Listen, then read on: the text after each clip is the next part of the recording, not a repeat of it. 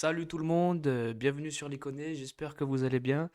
Alors aujourd'hui on va se retrouver pour parler du match qui s'est passé face à Amiens qui était, si je dis pas de bêtises, samedi. Voilà, on va revenir un peu sur tout ça, sur l'ambiance, le résultat, les barrages, voilà. On va aborder tout ça et tout de suite on va passer au résumé. Alors, donc voilà, pour rappel, la compo. Ah, salut Fire 78 54 54, salut, j'espère que tu vas bien. Et merci pour le follow d'ailleurs. Donc, le résumé. Oh, tiens, Jordi Bala, salut, comment tu vas? Du coup, alors, bah, ça m'a un peu perturbé tout ça. Donc oui, première mi-temps. Bon, on va se rappeler déjà la compo, voilà, on est reparti sur une compo classique. Voilà, moi j'avais un doute entre Sinayoko et Perrin, Koef ou Joly. Bon voilà, Furlan a fait ses choix qui ont été plutôt bons dans l'ensemble. Salut Julien, comment ça va? Bah ça va bien, j'ai repris le boulot repris le boulot hier, les vacances sont finies, donc bon, mais il faut bien reprendre un jour, mais sinon ça va très très bien.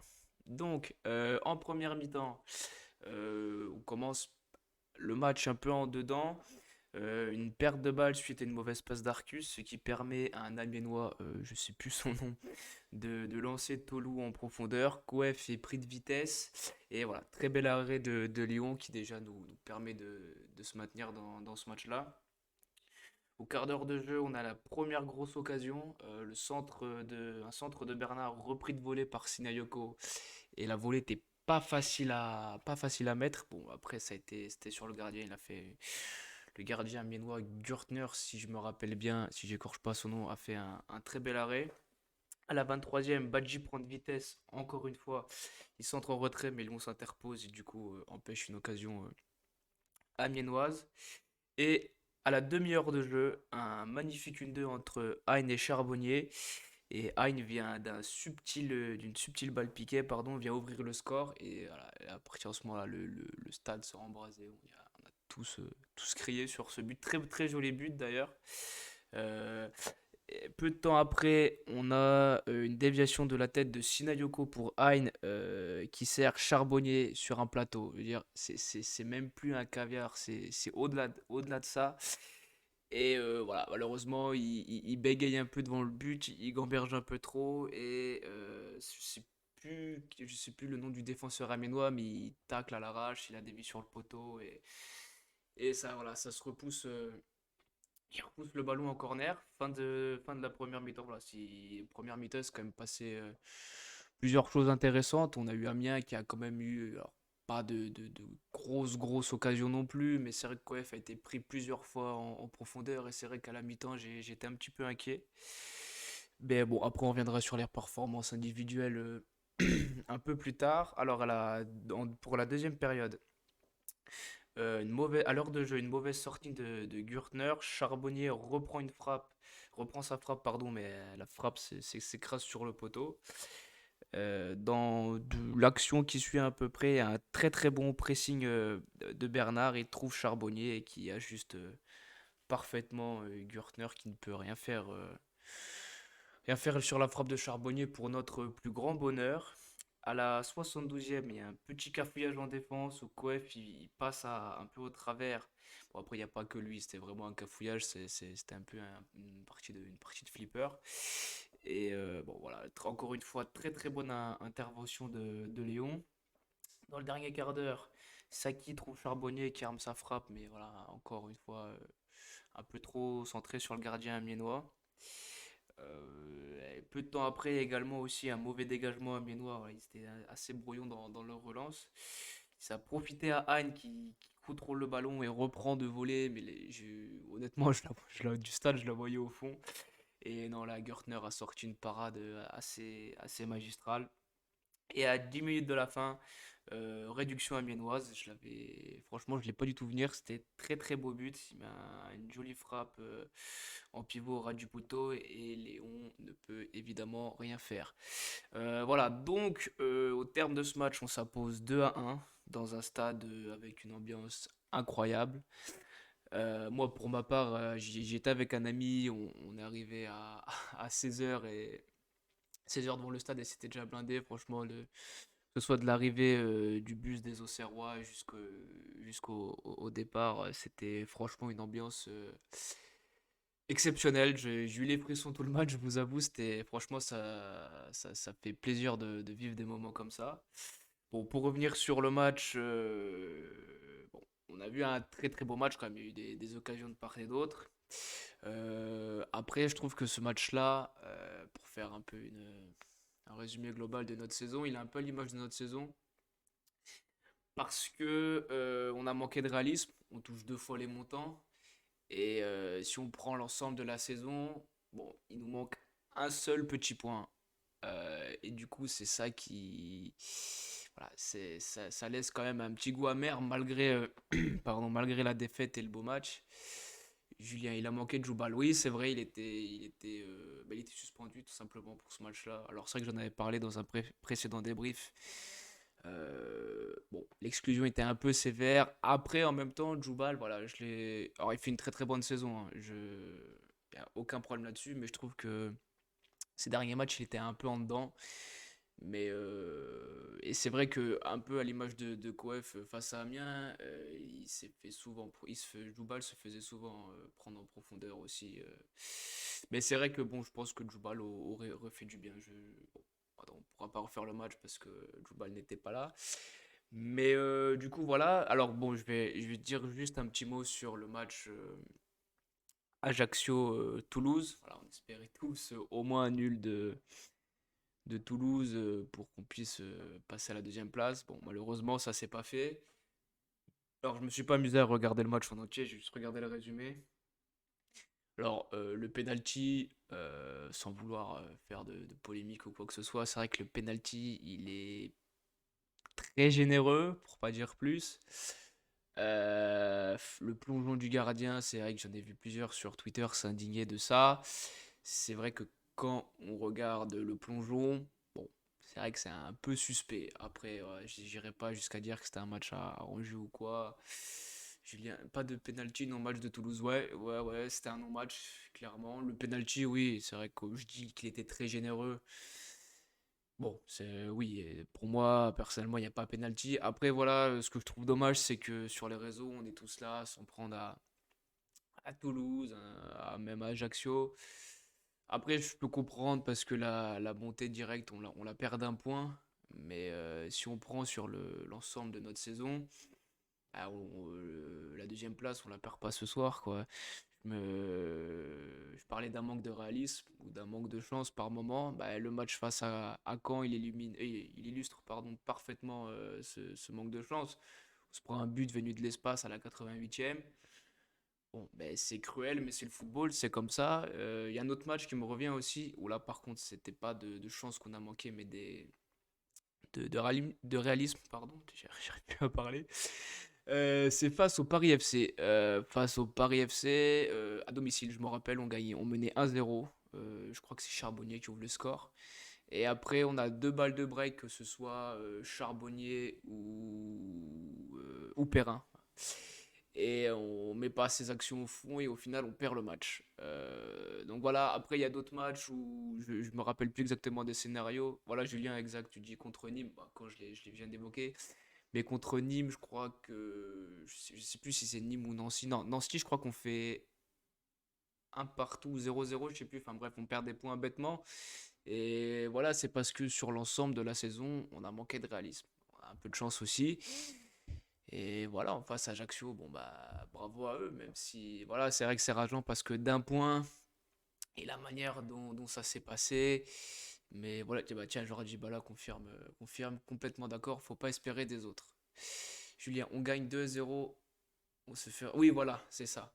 Et ouais, ben voilà, Jordi Bala, je suis complètement d'accord avec lui. Je veux dire, c'est vrai que c'est rageant parce que d'un point, Et en plus, bon, pour la petite anecdote, alors je sais pas qui est le supporter au Serrois qui a crié qu'il y avait un but de Toulouse. Et là, du coup, bah, dans le stade, bah, ça s'est vite propagé. C'était la folie de partout. C'était là, ouais, Toulouse, Toulouse.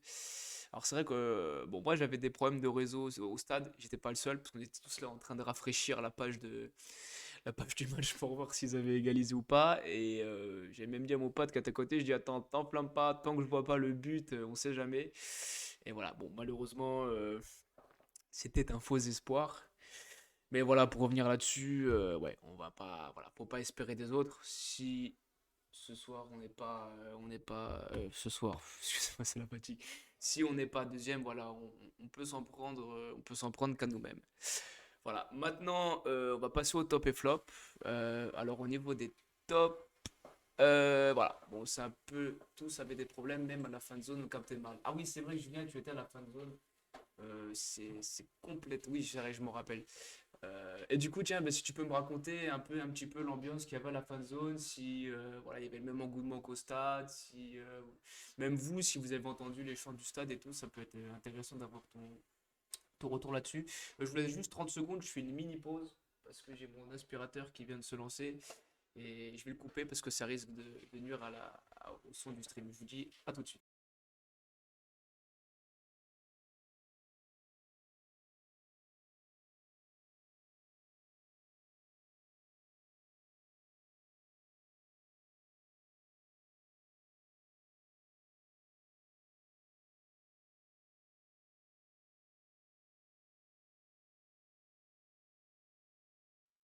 Voilà, excusez-moi pour cette petite pause. Voilà, c'est comme on dit chez nous, c'est les aléas du direct. On a vibré, on a entendu le stade aussi. On est dans l'Union républicaine. Eh ben écoute, super. Ouais, c'est vrai que j'imagine que la fan zone, j'imagine ouais, qu'il va avoir quand même une belle ambiance. Et voilà. Donc, je reprends. J'en étais, oui, voilà, au top. Alors, dans les tops, j'en ai mis plusieurs. Parce que, et encore, j'aurais pu en mettre plus. Mais voilà, j'aurais pu quasiment mettre les trois quarts de l'équipe. Mais bon, je me suis dit, voilà, on va essayer de vraiment de garder ceux qui sont sortis du lot. Alors, pour commencer, bah, Léon dans les buts. Voilà, je pense que Léon, une fois de plus, il a fait les arrêts au bon moment, qui nous permet, notamment au début de match. Pelnard que j'ai trouvé très très bon. Voilà, contrairement à Koef qui était voilà, qui s'est fait prendre de vitesse, on sait que la vitesse c'est pas son fort, mais je l'ai trouvé solide, appliqué dans les relances. Je trouvais qu'il a fait un très bon match. Bernard aussi, j'ai été surpris, oui et non. Mais voilà, il est passeur décisif. Je l'ai trouvé intéressant sur son côté gauche. Bon, des fois, il a eu un peu de mal à revenir, mais bon, c'était pas non plus choquant. Et bon, bah, Hein, évidemment, parce que bon, voilà, c'est l'Auxerrois de la saison, hein. Il n'y a pas que sur ce match-là, il est de partout. Depuis qu'il est dans le cœur du jeu, il est encore plus de partout, alors que même déjà avant, il y était. Et Charbonnier, parce que voilà. Alors, c'est vrai que la première mi-temps de Charbonnier, j'étais un peu en demi-teinte parce que c'est vrai qu'il rate cette occasion sur le service de Hein. Bon, après, voilà, il fait son match, hein, il fait clairement son match avec le but et la passe décisive. Donc voilà pour mes tops. Et maintenant, on va passer aux flops. Alors, les flops, je vous l'accorde, c'est vrai que sur un match comme ça, le terme peut paraître un petit peu sévère. Et... Mais bon, ouais, c'est pas non plus des merguez au possible. Voilà, ils étaient un peu en dedans. Mais voilà, c'est pas non plus un match catastrophique. Coef, voilà, pour les raisons que j'ai énumérées juste avant. Première mi-temps, il s'est fait prendre beaucoup de fois en profondeur et heureusement que, sans vouloir faire offense, en face c'était Amiens et pas Toulouse par exemple. Mais parce que voilà, Amiens devant le but c'était un petit peu brouillon aussi, même si Léon fait un très bon match. Voilà, ça aurait pu nous coûter plus cher. Arcus aussi, voilà, ça fait. Par contre, Arcus, ça fait plusieurs matchs que je le trouve un petit peu. Alors, c'est peut-être de moi, je suis peut-être un peu sévère, mais ça fait plusieurs matchs que je le trouve un petit peu en dedans. Bon, c'est vrai que voilà, la plupart des ados, des offensives amiénois sont venus du côté droit. Bon, bon, voilà. Moi aussi, il y a Sinayoko qui m'a fait peur de temps en temps. Ouais, alors Sinayoko, moi je trouve qu'il a. C'est un autre problème. Enfin, un autre problème. S'il peut le corriger, il va l'améliorer, c'est sûr, parce que Sinayoko n'a pas été bon. Bah, je suis pas forcément d'accord. Il fait pas un mauvais match. Après, voilà, comme je disais tout à l'heure, bah, il manque de réalisme. Il a eu. Après, bon, la reprise de volée n'était pas facile à mettre au fond, mais, euh, mais voilà, il fait pas un mauvais match en soi. Après, bon, c'est vrai qu'il a plusieurs occasions. Ouais, mais voilà, il manque de réalisme, tout simplement. Pour continuer dans les flops, J'ai aussi hésité à mettre Saki. Et je l'ai trouvé pas dans son meilleur match. Il fait pas un match dégueu, loin de là. Mais voilà, j'hésitais à le mettre. Mais bon, je me suis dit que même pas percutant du tout et beaucoup de lacunes techniques, je trouve. Ouais, c'est vrai que des fois, en fait, je pense qu'il veut bien faire, il veut même trop faire parfois à l'image d'un joli, je sais plus face à qui. C'était face à qui joli, je sais plus. Excusez-moi, c'est la fatigue. Mais ouais, joli, c'est vrai qu'en première mi-temps, il surjouait un peu et après en deuxième mi-temps, ça allait beaucoup mieux. Oui, c'était bah, la faux Warcus était suspendu. Et non, bon, ça me reviendra pas. Ça reviendra sûrement une fois que le débrief sera fini, mais bon, voilà. Et donc oui, pour revenir à Shineyoko, ben voilà, tu sens qu'il force un peu des passements de jambes, des machins. C'est pas son jeu, Shineyoko, son jeu, voilà, c'est d'être physique, c'est de peser sur la défense. Ce qu'il fait très bien d'ailleurs. Après, voilà, faut qu'il corrige pardon, ce petit défaut ce manque de finition. Mais voilà. Saki ralentit pas mal le jeu. Ouais, je suis d'accord. Il devrait plus jouer en première attention. Mais bon, Fire, je pense qu'on gagne et on remonte. Ouais, bah, c'est ce qu'on espère tous. Voilà, après, il va falloir voir ce qu'on concentrer. Bah, tiens, ça me fait une transition parfaite pour la prochaine partie. Voilà, bon, j'ai mis que les 5 premiers pour le classement final et le résultat des concurrents. Bah, là, sur ce match-là, il n'y avait que ce match-là qui nous intéressait. Bon, voilà, comme on peut le voir au classement, il nous manque un tout petit point. C'est vraiment rageant. Mais voilà, on est au barrage, c'est quand même pas vilain non plus, même si bon, l'objectif affiché, bon, moi je me trompe, mais il me semble que l'objectif affiché c'était la deuxième place. Bon, on la perd d'un point. C'est comme ça, mais c'est ce soir en plus. Ce soir, Paris FC face à Sochaux.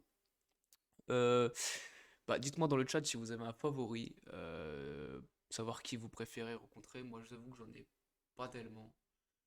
Que ce soit Paris FC ou Sochaux, de toute façon, faut les taper, quoi. Faut leur rentrer dedans, faut leur rouler dessus, faut pas de pitié. Roland a réussi son pari. Ouais, oui et non, parce que il l'aurait vraiment réussi s'il avait fini deuxième. Bon, là, après, c'est vrai que Sochaux, bon, voilà. Le chat est unanime. C'est Sochaux. Bon, après, voilà. Moi, franchement, je vous dis peu importe, que ce soit Paris ou Sochaux. Paris FC, on n'a pas réussite. Bah ouais, oui, est-ce que comme je disais tout à l'heure, le match à domicile, on perd face à eux alors qu'on a l'occasion on mène au score, qu'on a les occasions de faire le break et qu'au final on perd le match. Bon, mais après, je crois que le Paris FC, alors je sais plus le nom d'attaquant, mais un de leurs meilleurs attaquants s'est blessé gravement. Bon, malheureusement, c'est malheureux pour lui, mais bon, ça peut toujours être un bon point pour nous. Mais voilà, peu importe après qui ce sera. Il faut absolument gagner pour après. Voilà. Alors après, en plus, il y a on jouera face au 18 Guilavogui. Je suis pas sûr que ce soit lui. Je crois, j'ai peur d'écorcher son nom, mais je crois que c'est Boutaïb ou un nom comme ça. Je sais plus du tout.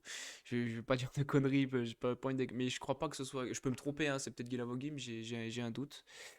Et alors après, voilà, on fait un peu du foot fiction, mais passer ce match-là, si jamais on gagne. Il faudra jouer le 18e de Ligue 1. Et alors, je vais vérifier pour vraiment être sûr de ne pas dire de conneries, mais je crois qu'à l'heure actuelle, le 18e de Ligue 1, c'est Metz. Alors, ça peut être plutôt abordable. Après, voilà, on sait que le système de barrage est fait pour favoriser bah, ceux qui sont en Ligue 1, pour leur permettre de rester en Ligue 1. Déjà, quand on voit que le vainqueur de Paris ou Sochaux joue ce soir et après rejoue, si je dis pas de conneries, le match c'est vendredi. Voilà, ils ont pas beaucoup de repos pour se préparer au match. Bon, après, ça veut rien dire, hein, un petit parallèle qui a rien à voir un petit peu, mais Rennes qui avait joué en semaine, ils sont arrivés face à Marseille, et ça peut empêcher de les taper 2-0. Donc, faudra s'en méfier, faudra prendre ce match par le bon bout. Mais sous Saint-Etienne, oui, parce que je crois que Bordeaux, alors peut-être mathématiquement, Bordeaux c'est jouable, mais ouais, pour vraiment enfin, je pense que pour Bordeaux, je pense qu'ils sont à 99% en Ligue 2, si ce n'est pas 100, parce que j'ai pas trop suivi, mais Mais voilà, Metz ou Saint-Etienne, bon, je vous avoue que moi, là, alors, autant pour Paris-Sochaux, j'ai pas vraiment de préférence, mais Metz ou Saint-Etienne, j'avoue que je préfère Metz quand même. Je pense que c'est plus abordable, même si Metz et Julien Bordeaux en Ligue 2. Ouais, ouais, ok, ouais, bah, ouais, voilà. Mais voilà, Saint-Etienne. Bon, après, c'est vrai que pour l'affiche c'est beau, hein, au Cercle Saint-Etienne, mais je pense qu'on aurait plus de chances de passer si c'est Metz en face. Mais bon, déjà, voyons qui remporte le match ce soir et qui. Attendez, je suis perdu. Voyons qui gagne ce soir. Il faut. Voilà, Metz s'accroche. Mais je crois que Metz, sur la dernière journée, il joue face à Paris. Alors bon, Paris, ils sont un petit peu en vacances là, mais étape par étape, oui, voilà, c'est ça complètement. Voilà, c'est vrai que bon, euh, c'est ce que je dis, hein, c'est du foot fiction, mais sous Saint-Étienne, Saint-Étienne, je préfère ils sont à la rue. Ouais, mais attention, parce que sur des matchs comme ça, en plus le retour, c'est chez eux. Alors je disais tout en huis clos, je sais pas si c'est encore d'actualité ou pas.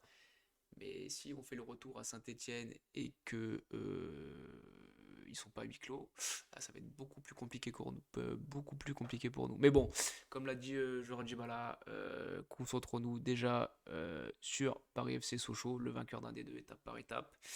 Et du coup, je vous ai fait ma petite compo perso pour le match de vendredi. Bon, voilà, j'ai pas fait dans l'originalité, j'ai remis la même équipe. Alors après, j'ai encore quelques doutes. Bon, le système, on le change pas, c'est évident. Léon dans les buts, Bernard à gauche, dans l'axe, Pelnard Jouba, la droite Arcus, même si, alors Furlan le fera pas du tout, mais c'est pour ça que j'ai appelé cette partie coach connaît parce que voilà, c'est moi qui fais l'équipe. Et joli sur un match comme ça, vu qu'Arcus est un peu en dedans. Mais bon, vu que c'est un match couperé, non, non, ce sera Arcus. Et bon, même Arcus, voilà, il est quand même un très bon joueur. Bon, Touré en 6 évidemment, parce qu'il est indéboulonnable. Ain Saki dans l'entrejeu. Autrette et Sinayoko sur les ailes. Et Charbonnier en numéro 9. Mais, il y a un mais. J'ai mis Sinayoko parce que voilà, il joue plus que Perrin. Et je trouve qu'il enchaîne mieux. Il a plus de temps de jeu. Mais je vous avoue que en termes de profil, je préférais un Perrin. Alors bon, j'ai mis Shineko parce que voilà, j'ai fait sur la forme du moment, mais bon, Perrin, ce qui lui manque, voilà, c'est les stats, c'est bah, le réalisme. Perrin mériterait mieux, ouais. Après, pour faire un. Bon, je l'avais déjà fait dans des présents débriefs, mais pour faire un parallèle avec tout ça, Perrin, il me fait penser. La première saison de Perrin me fait penser à la première saison de Gauthier Hein. Parce que la première saison qu'il fait, alors il fait une bonne saison, on voit qu'il a des qualités, on voit qu'il s'arrache, qu'il se bat pour le maillot, qu'il mouille le maillot, qu'il court de partout. Et en fait, il courait tellement de partout qu'il perdait un peu sa lucidité. Et après, bah, pour finir, il avait un peu de mal. Et je trouve que Perrin, c'est à peu près dans le même genre. Bon, je crois qu'il a quand même des stats pas vilaines pour une première saison. Et voilà, j'espère que pour la saison prochaine, Perrin aura la même réussite qu'Ain. Et c'est vrai que dans ce système-là, Perrin peut faire du bien parce que Autré, Hein, Saki et Perrin, c'est des joueurs qui ont le même profil, c'est-à-dire que ça va beaucoup permuter. Voilà, ils ont à peu près le même gabarit. Ils ont un centre de gravité assez bas, donc du coup, voilà, pour éliminer, dribbler, c'est plus simple qu'avec. Ça se fait mieux qu'avec Sinayoko. Et ouais, ça permute beaucoup. C'est comme ça qu'on perturbe les défenses adverses. Donc bon, bah, après, on verra bien ce que fait Furlan. Mais moi, voilà, c'est ce que je mettrai en place voilà, pour ce match-là. Voilà, vous qui êtes dans le chat et Julien, genre du bah là, n'hésitez pas à me dire si, je sais pas, vous verrez peut-être plus un Joli à la place d'Arcus, ou pourquoi pas un Trouillet à la place de Saki, ou Perrin à la place de Sinayoko. Voilà. Donc voilà, je pense que j'ai fait un peu. Ah si, petite dernière chose à dire, c'est que, alors, si jamais dans le chat vous n'avez pas pris vos places pour le match et que vous voulez y être, dépêchez-vous parce que déjà moi je me suis fait avoir pour le match face à Amiens. Julien. Équipe type Trouillet à la place de Sinayoko. Ah ouais, tu mettrais ah, du coup, ça voudrait dire que Trouillet repasserait dans le cœur du jeu et ça redécalerait Hein sur un côté. Je pense, hein, si... Après, à toi de me dire, si à moins que tu vois trouiller sur une aile, à toi de me dire ça. Donc ouais, du coup, là, il y a déjà 13 000 places qui ont été vendues. Bon, on s'annonce sur un guichet fermé. Je pense que ça va... Oui, oui, de la densité au milieu. Ouais, d'accord, ok. Mais ouais, après, c'est vrai que Hein en apporte beaucoup. Et c'est vrai que les moments où il a mis Hein, où Furlan a remis Hein sur l'aile droite, bah, il manque quelque chose au milieu. Il manque bah, voilà, un profil à la Hein, un peu bagarreur, un peu de partout. Voilà. Qui c'est un bon joueur, mais on sait que c'est pas le même, c'est pas le même comportement sur le terrain qu'un Gucci Hein. Et Trouillet, c'est vrai qu'il pourrait faire parfaitement le taf. Fire, j'ai déjà pris ma place, j'ai pris le premier jour. Et bah GG, ouais, du coup je pense que t'as été... alors soit tu l'as pris juste après le match, parce que je crois qu'ils ouvraient la billetterie à la boutique. Ils vendaient les places à la billetterie.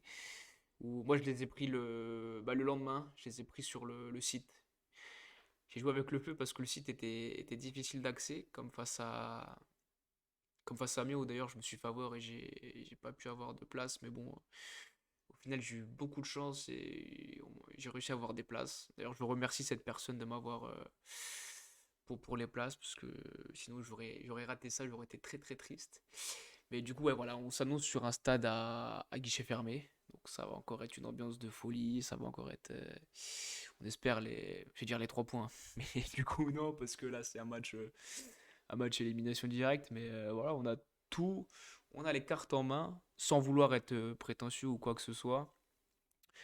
Je pense qu'on sera les favoris, que ce soit Paris FC ou Sochaux, déjà parce qu'on a fini devant eux au classement. Et voilà, eux, ils n'auront pas beaucoup de récupération, même si, voilà, faut quand même pas se reposer là-dessus. Ils n'ont pas beaucoup de récupération, ils vont jouer à l'extérieur, donc déplacement. Bon, après, Paris, c'est pas très très loin, mais on va se jouer un peu plus. Mais voilà, on sera à domicile, le stade va être plein.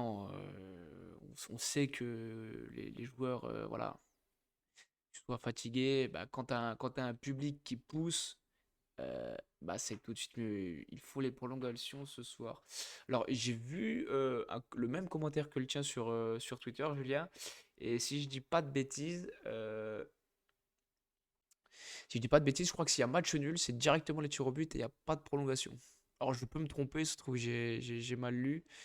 Mais voilà. Bon, quoique dans tous les cas, il faut les battre, que ce soit l'un ou l'autre, il faudra les battre vendredi. Si c'est vendredi, hein, si je me trompe pas, ouais, c'est vendredi soir, stade plein. Tout est réuni pour vivre un très joli match. Et bon, après, si jamais on passe, là je repars sur le foot fiction, c'est voilà, le dernier match, ce sera plus compliqué. L'entraîneur du Paris FC dit d'éviter les prolongations. Ah bon, bah alors j'ai dû me planter, j'ai dû mal dire, c'est largement possible. Bon, moi je suis pas sûr de regarder le match ce soir, peut-être que je jetterai juste un petit coup d'œil pour histoire de, voilà, quand même. Peut-être que, je sais pas moi, vu que j'ai repris le boulot, j'avoue que que je sors de 15 jours de vacances, là, la reprise fait un peu mal. Donc je vais peut-être pas regarder tout le match, mais ouais, je regarderai le résumé ou voilà. Voilà, j'ai fait le tour. Je pense que j'ai rien oublié. Si jamais vous voulez qu'on parle de quelque chose d'autre dans le chat, allez-y. Vous pouvez lancer un sujet avec grand plaisir. Bon, après, je vais pas trop tarder parce que je dois aller chercher mes filles à la crèche. Mais voilà, si jamais vous avez des questions sur quoi que ce soit, y a pas de souci. Sinon, bah, déjà merci sur le chat d'avoir été nombreux. Alors bon, vu comme ça, on a l'impression que j'étais 50, mais étant donné que je débute, voilà, c'est la première fois que ça parle autant dans le chat, donc ça me fait plaisir et merci beaucoup. Voilà, si ça vous a plu, bah, n'hésitez pas à liker, partager. Je vais mettre une fois que le stream sera fini, je vais mettre le replay sur YouTube et voilà, n'hésitez pas à partager, liker. Si jamais vous avez des propositions, des remarques ou des choses à faire, il n'y a pas de souci, je suis ouvert à toute remarque, pardon. Et je vous donne, alors, bon, la date du prochain stream, je sais pas du tout. Je pense que si le match a lieu vendredi, ouais, j'essaierai lundi si je peux. Là, ça arrive déjà Ce débrief-là, je voulais le faire hier, mais bon, j'étais un peu pris de court. Voilà. Donc, ben, je vous dis encore merci à tous. Voilà, vraiment, ça me fait vraiment plaisir. Merci à tous et je vous dis à très bientôt. Et allez, la GIA, ciao.